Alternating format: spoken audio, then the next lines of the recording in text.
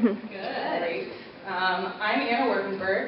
I am placed at the Greater Cincinnati Homeless Coalition, and I run the program Street Bags. Is anyone familiar with street bags? Does anyone buy street bags? You better buy street bags.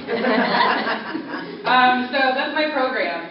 And when I was thinking about what I was going to do for this POL, I realized that we have 10 minutes, right? In 10 months. So I literally had to take 1 minute from each month and put it into this presentation. It was very challenging. So I think what I'm going to do is I'm going to tell you guys a story and then tell you my 3 key lessons. Does that sound okay? Yeah.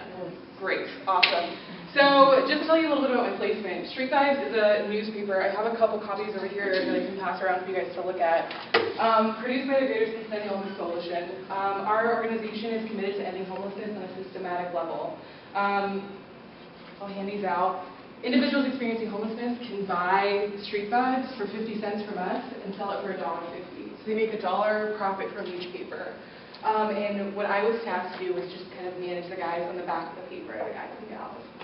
And coming in, it was a challenge. The person who had been there before had been there for 4 years, and when I came in, I already started making changes. And I think one of the things that we might have all learned is that changes are hard for everyone, especially for our clients. So I came in, and meetings are always on Fridays for the distributors. Well, guests can never come on Fridays. This girl, because we have training every Friday. So the first thing I did was completely change the meetings, and a lot of people reacted adversely to that. And one of these people that I'm going to talk about a little bit later was this distributor named Cleo. You can find him on the back. And we kind of, he would always come in, hey, can I talk to you for a second? And yeah, he's like, so are you sure we can't have him on Fridays? And like, I'm sure I would not be here. Like, there's literally no way we can do that. And he came in like 4 times without asking that same question. So that happened. And it was challenging because I came in and I made changes and people didn't trust that. So this was my first lesson. I was doing a homelessness count one day, and one of the social workers from a different agency over the Rhine told me, you know what, I've heard a lot. It's not exactly what you read in the school books that matters. And I was like, oh, okay, my degree that I paid so much for is completely worthless. Yes, thank you, I appreciate that. What he actually was saying was, it's not about what you say. You don't always have to say the perfect thing as long as you've made the relationship first. If you invest time in making relationships with your clients, you don't have to be a perfect social worker. You don't have to be a perfect person. The relationship is there and the trust is there. So I took that to heart and I started trying to just make relationships and not say the perfect thing. So this kind of began to really interact. I began to really interact with Cleo. And I don't know if you guys have ever seen Cleo, but Cleo used to dress up as a clown and sell his papers, get the nose, tell jokes, and so Cleo would come in and tell me jokes to put in the paper. I'm not sure if there's any in the second edition that I sent around, but I'm going to give you an example of one of Cleo's jokes. So here we go. The coffee machine set to the microwave. I was mugged. So these are Cleo's jokes that I always bring in. Some of them are inappropriate. I was like, Cleo, we can't publish that. We just can't. But through our interactions, Cleo and I kind of started to form a relationship. And one day, Cleo came in to me, and he's like, can I talk to you? And I'm like, all right, what is it? What is this? Of course, Cleo, you can come in. And he's like, I just want to talk to you. And I'm like, yeah, come on in. So he talks to me, Anna, a lot of people want me to do the clown thing again. Okay, Cleo.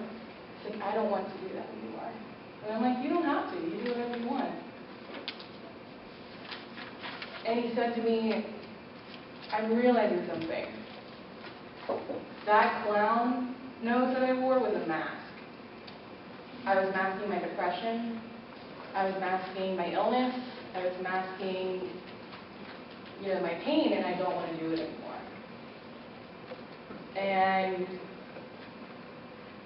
how I reacted was interesting. I was so happy that Cleo told me this. I was so happy that he trusted me. I was so happy that he felt like he could tell me this. He told me, I'm only telling this to you because I trust you. And I thought I was just so happy about that. And this is where I'm going to come to my second lesson. I remembered when we went to the three-store food bank and we went to the motivational interview, and Bob said something that really struck me. He said, don't get swept up in the case management. Don't get swept up in the busyness of it all. Don't get swept up in referring people and sending them somewhere and fixing their problems for them, because even though the adrenaline is going through you, these are people's lives. You need to remember that every single second of every single day. And I felt like that's what I was doing at play. Like I was so happy they had told me. I felt like it really meant something. But I think I was getting a little stuffed up. So I tried to remember that. The next thing that kind of happened was nothing, as usually happens with, I think, breakthroughs. And I think I really had to look back and, check myself, because Cleo was still where he was. I referred him to a bunch of different places to look for different employment outside of Street Vibes. But 2 months later, we really haven't moved at all, and that was hard for me. Because I think with a breakthrough, you're like, yes, like, okay, let's make this giant movement. And what I think I had to realize was that a breakthrough is a big movement. That was a huge step for me to even admit that. And that progress happens in baby steps. So this brings me to my third lesson that happened very recently, and the one that I've been thinking about the most. We were in a training, and I think it was Tori who was posing questions about interactions with people in neighborhoods and the resources that are there. And one of our fellow allies said, we go through all of these experiences in neighborhoods, and when we get to these social service agencies, like, you're the one I get. Someone who doesn't look like me, someone who doesn't have the same experiences as me. And that really struck me. Because that is so true. That's absolutely true. And that's because we exist in a society that has inequality built into it. And I've been thinking about that a lot since my interactions with the people at Street Vibes, my interactions with the distributors, because there's such a power play here. In what other job could a 22-year-old white female be in charge of 56, 60-year-old men? In what universe does that happen? In an unequal one, I think is my answer. So, what does it all mean? That's what I think I've been trying to figure out in the last couple of days. So, I think the first thing that I need to do with that information is just acknowledge it. There is always going to be a power disparity between you and the client. Every time. And just being aware of it is so important. Having that self-awareness every time you go into an interaction and not letting yourself get swept up. The next thing is actively understanding. Because something I've noticed about myself is that as much as I understand diversity and talk about it, there's so much more I can learn. And unless I'm actively pursuing it, I can absolutely regress into those things. I can, be short with people because I, feel rushed when I never should. And I have to check myself constantly to make sure I'm not doing that.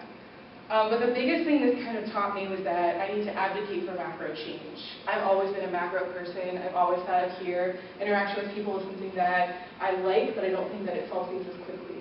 So this kind of reflamed my passion for macro advocacy, going to City Hall, going to lobby for change in a big way.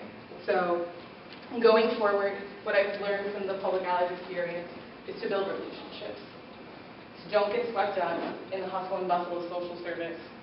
To actively be aware of my power and privilege, and to rage against the machine, so to speak. And I actually leave you with this quote from this poem, and that's, "Do not go gentle into that good night. Rage against the dying of the light." Thank you.